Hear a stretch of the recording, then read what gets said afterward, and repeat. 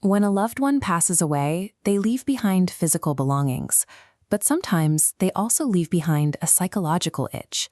It is the unsettling, persistent feeling that pieces of their story are missing and that the secrets they took to the grave are still actively shaping your reality. A family's foundation relies on shared history. When previous generations bury their truths beneath layers of deception, they create a vacuum. The descendants are left to build their lives on top of a hollow surface, inheriting the weight of the trauma without any of the context required to heal from it. In the 1990s, these generational struggles played out against a harsh urban backdrop. The daily requirements of grit, hustle, and basic survival forced families to mask their deepest pain. There was no time to unpack emotional baggage when the immediate environment demanded constant vigilance. The book My Mama Makes Me Itch examines this exact crisis. It centers on a commanding matriarch and her 21-year-old daughter. Their relationship is a collision of fierce love and intense, unspoken history. When the two move into a new Brooklyn apartment, the mother's past rules and rigid habits press hard against the daughter's desire for independence. Every sigh, every slammed drawer, and every strict directive creates a suffocating friction in their cramped living space. Surviving family requires recognizing what is actually happening in those tense moments. The constant irritation, that familiar, nagging itch, is rarely about a messy room or a missed curfew. It is the friction of unhealed secrets demanding attention. The daughter's reality fractures with a legal notice regarding a forgotten safety deposit box. Inside, she finds a physical key that forces her family to confront the specific history her mother died trying to protect. The grounded, concrete reality of their Brooklyn life collides with the neon glow of Las Vegas. 20 years earlier, the mother fled to this city of artificial illusions to construct a foundational lie.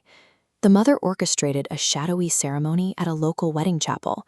She utilized an undocumented Mexican officiant, operating entirely off the books, to manipulate the legal and physical reality of her family. That single trip to the desert provided the cover she needed. She used the chaotic environment to bury property deeds, hide cartel debts, and conceal her daughter's true bloodline. This diagram shows the assumed family lineage of the daughter, her presumed father, and her new husband, Chris. But the lockbox reveals a devastating truth. The man who raised the daughter has zero biological connection to her. A terrifying fear emerges. Chris's father was also deeply entangled in the mother's Vegas scheme. The daughter and her new husband are forced to halt their lives, facing the possibility that they share the same bloodline. They must secure immediate genetic testing. Confronting a lie built into the foundation of your life forces a brutal choice. You can maintain the quiet comfort of the illusion, or you can step into the chaotic reality of the truth.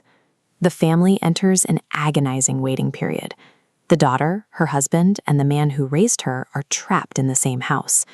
They must coexist in a tense, fragile peace while anticipating the DNA results that will dictate their future.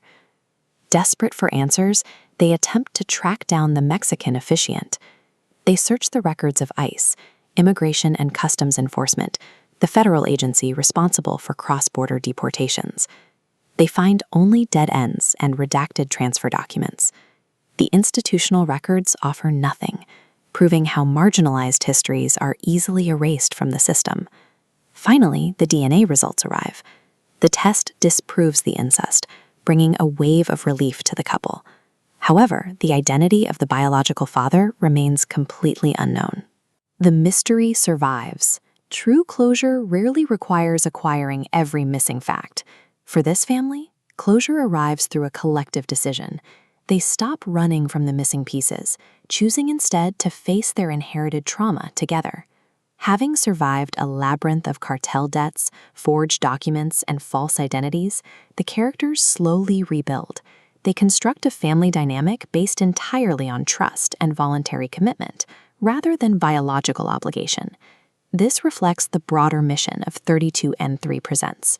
They view narrative craftsmanship as a specific mechanism for community healing. Reclaiming your own story is an empowering, necessary act. Structuring unhealed pain into a clear narrative gives it a boundary. By documenting these urban realities, a family replaces the vacuum of silence with the context needed to navigate their own lives. To experience this journey of generational healing, read My Momma Makes Me Itch. Love, Life, and a Little Too Much Drama. The book is available now through 32n3presents books on Amazon. You can also subscribe to the official 32n3presents YouTube station, explore the Pass the Ball Award for community leaders, and purchase empowering merchandise directly at Shop 32n3.